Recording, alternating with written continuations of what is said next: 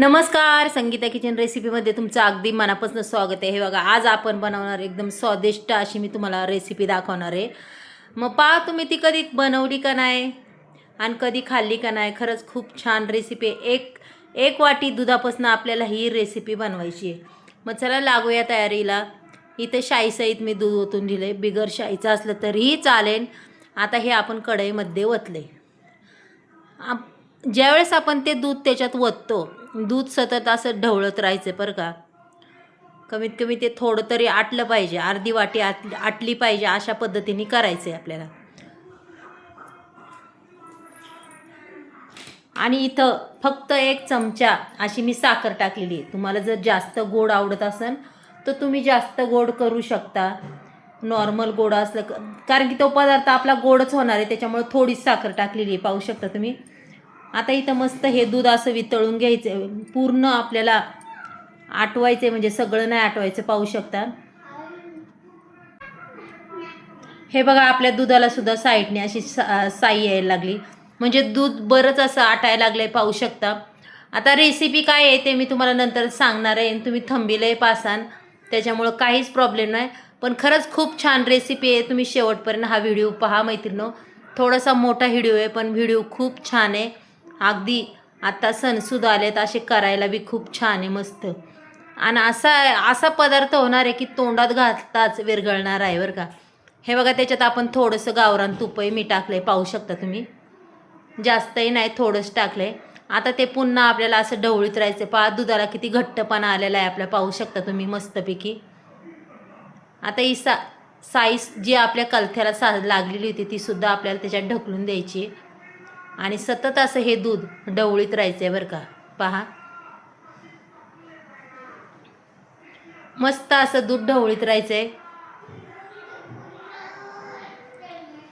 कडनी साई बी काढीत जायचं. पहा, अशा पद्धतीने आपल्याला सारखं हलवीत राहायचं आहे, अजिबात म्हणजे असं थांबायचंच नाही आहे. हे बघा, मस्त अशी साई आलेली आहे त्याला. कडकडने आपलं दूध जेवढं आटन तेवढं त्याचं असा घट्टपणा वाढत जातो. त्याच्यानंतर पाहू शकता याच्यात मी थोडंसं लिंबू टाकणार आहे बरं का. जास्त बी नाही फोडायचं की आपल्याला पनीर बनवायचं नाही आहे त्याचं, त्याच्यामुळं 2-3 थेंब हे लिंबाचे घालायचे.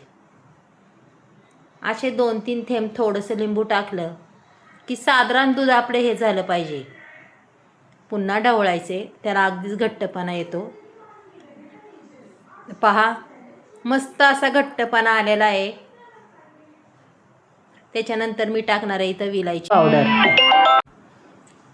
विलायची पावडर पुन्हा त्याच्यात आपल्याला पूर्ण अशी हलवून घ्यायची. पहा, मस्त सुगंध. तुमच्याकडे ड्रायफ्रूट असले तर ते सुद्धा तुम्ही घालू शकता. आता इथं मी 1 वाटी मिल्क पावडर टाकलेली आहे, पाहू शकता. ज्या वाटीने आपण दूध ओतलं तेवढंच वाटीचं माप आहे आपली ही मिल्क पावडर. याच्यात दुसरं काहीही आपण घालणार नाही आहे. ड्रायफ्रूट जर तुमच्याकडे असले तर ते सुद्धा घालू शकता. मस्त घट्टपणा येत राहिला आहे. आता आपल्याला याला सतत हलवत राहायचं, गुठळी वगैरे होऊन द्यायची नाही. पहा,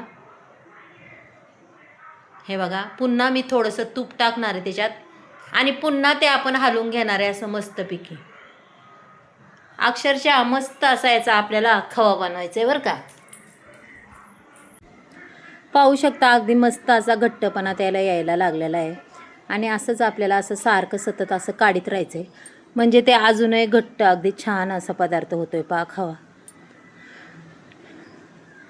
चला, आता आपला खवा तर तयार झालेला आहे, तोपर्यंत पुढची तयारी. पुन्हा मी 1 वाटी इथं दूध घेतलं आहे, पाहू शकता.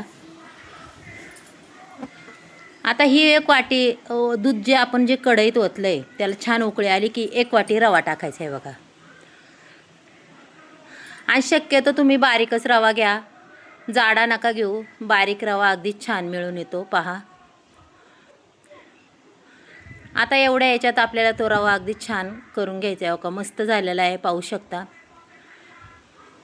त्याच्यानंतर आता मी हा रवा पूर्ण एका प्लेटमध्ये काढून घेणार आहे. पहा, आता तो थोडा थंड होऊन द्यायचा आहे. पहा, थंड झाल्याच्या नंतर आपल्याला तो रवा अगदी चांगल्या पद्धतीने असा मळून बी घ्यायचा आहे बरं का.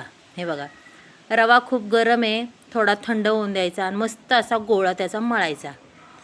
आता सध्या मी वाटीने थोडासा हे करते, म्हणजे त्याचा गरमपणा थोडासा कमी होईल. हे बघा अशा पद्धतीने.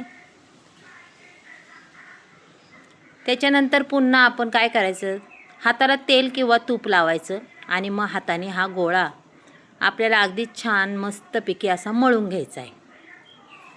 असा मळून घेतल्याच्यानंतर पाहू शकता पुन्हा एकदा हाताला तेल लावून पुन्हा तो गोळा असा मळायचा आहे बरं का मस्तपैकी.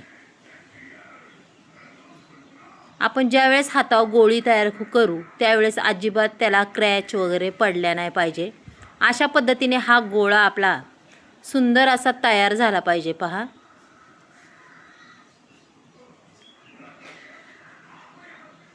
खरंच ही रेसिपी एवढी छान आहे ना, अक्षरशः तोंडात घालताच विरघळणार.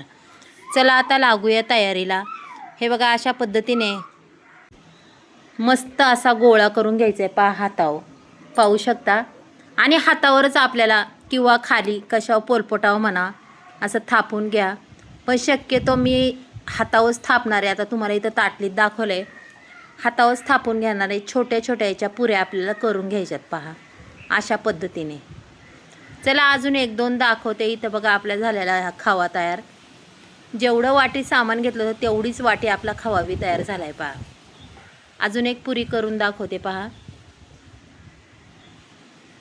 अशा पद्धतीने ह्या पुऱ्या अगदी छान मस्त अशा करून घ्यायच्या बरं का.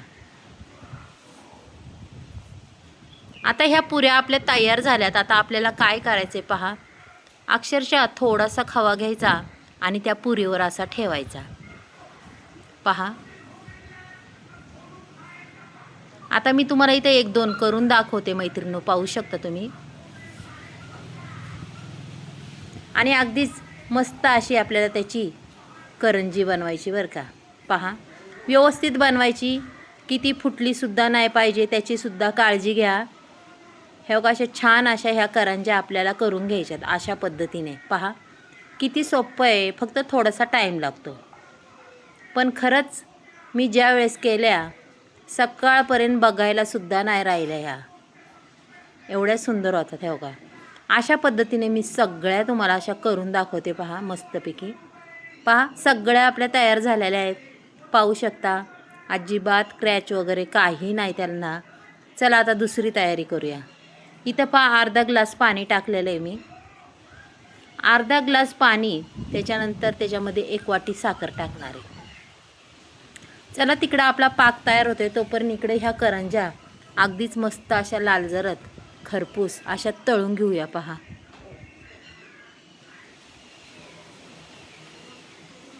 पहा सुंदर अशा. आता इथं थोड्या थोड्या सोडणार आहे मी, 4च सोडणार आहे, जास्त काही सोडणार नाही आहे. आणि आता पहा त्यांचा रंग बी काय छान, लगेच पलटायची नाही, मग काय होतं खाली चिकटणार तुटणार. शक्यतो चिकटत नाही आहे, पण थोडीशी बाजू भाजून द्यायची आपली. पहा पहा आता इथं तयार झाल्यात आपल्या. कलर पहा काय सुंदर आलाय का नाही.